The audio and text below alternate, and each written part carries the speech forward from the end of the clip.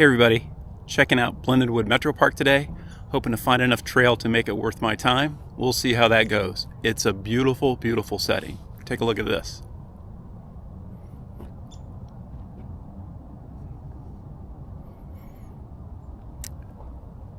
And trust me, when it's less me, it's going to get a lot better.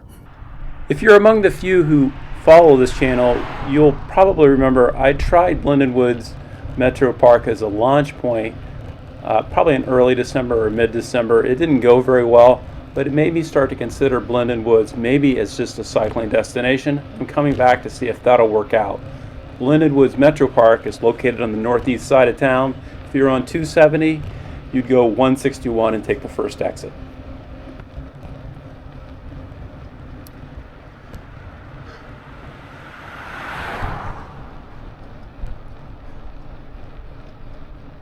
So Blendon Woods Metro Park is about 653 acres. That includes an 11-acre lake. I've never actually been to the lake before. This road that I'm on right now is it's the main road that goes through the park. You can see that the park is pretty hilly. It's kind of a challenge for me. I'm not that great at hills, which I keep pointing out. There are 2 or 3 reservable areas, a nature center, let's see, a disc golf course, a skating pond, which was closed when I was there, and an inclusive playground, which I believe is probably the newest addition to the park, short of this entrance that I found off Cherry Bottom, and we'll talk more about that in a second. So again, I was hoping, just to find enough asphalt trail for me to ride on that makes it a destination place.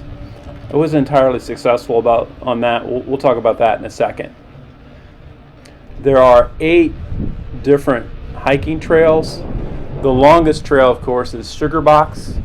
It's about 1.2 miles according to the park literature.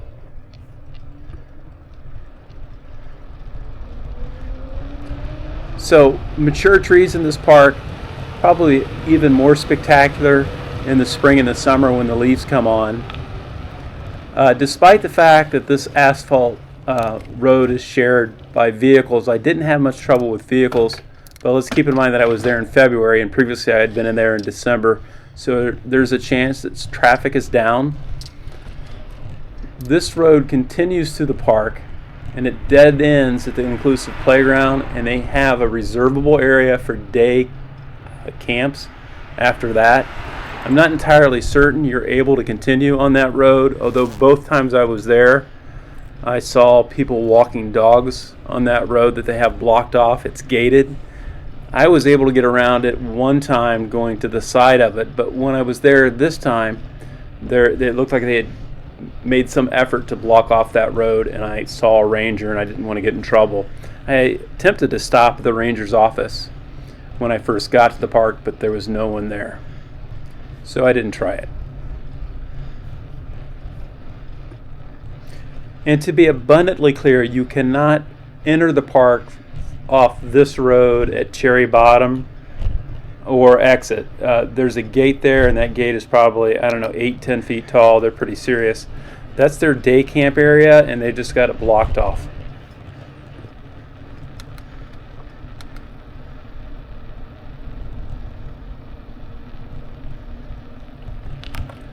The nature center is here off to the left.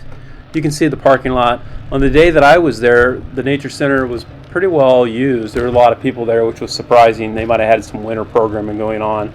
And here you can kind of tell that I'm on a downhill section of the road, which is a lot of fun. It's a lot more fun than the uphill sections.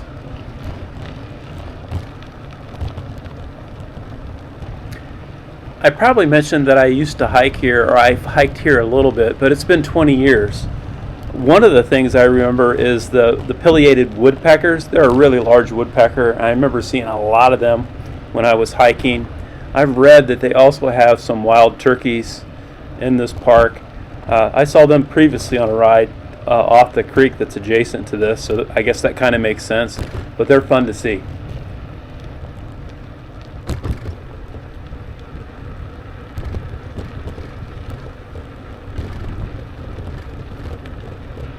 So upcoming is the inclusive playground. I noted that the road was ended there. It's actually just blocked. There's a gate there, and the day camp area is beyond that. I was able to go around the barrier the last time I was here. I didn't feel real comfortable doing that today. Yeah, off beyond here is that inclusive play area. And you can see somebody's parked and walking their dog. But there was a barricade up there, and I didn't feel like going around the barricade, and there was a ranger there.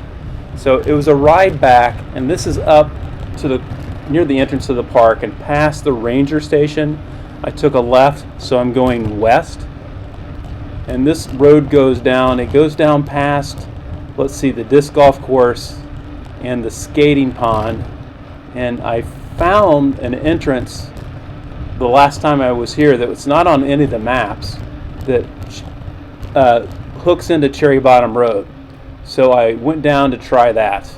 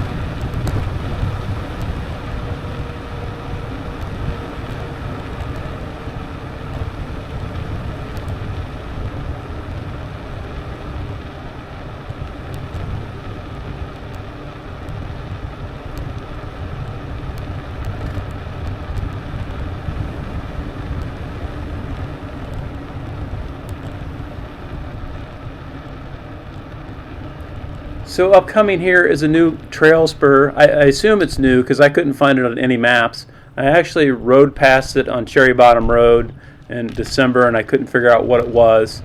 I was hoping it would add a lot more distance to my ride, but it's really just kind of a short spur.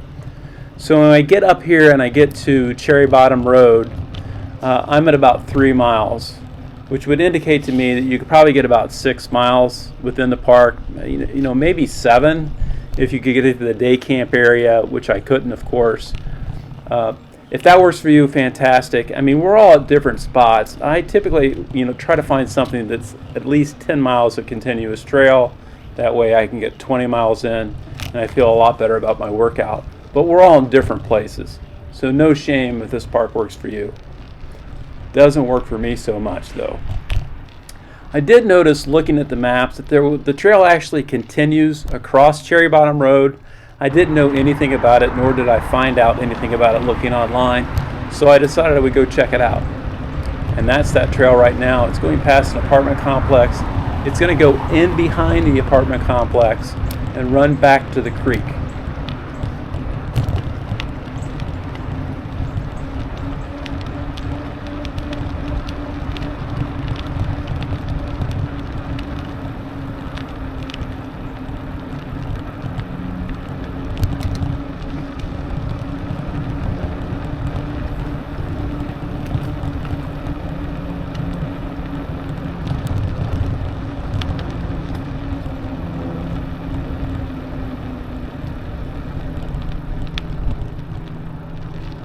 Well, they say when there's a fork in the road, take it.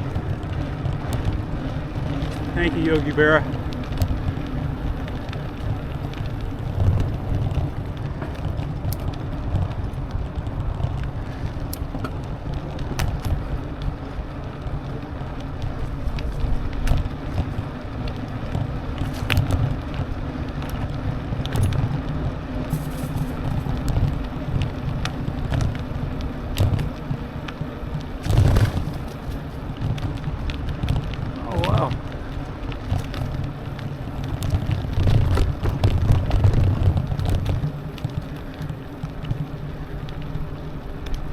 So this is probably Big Walnut Creek off to my left.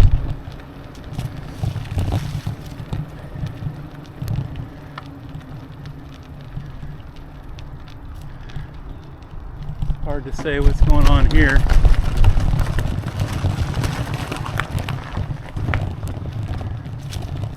This is definitely the road less traveled, though.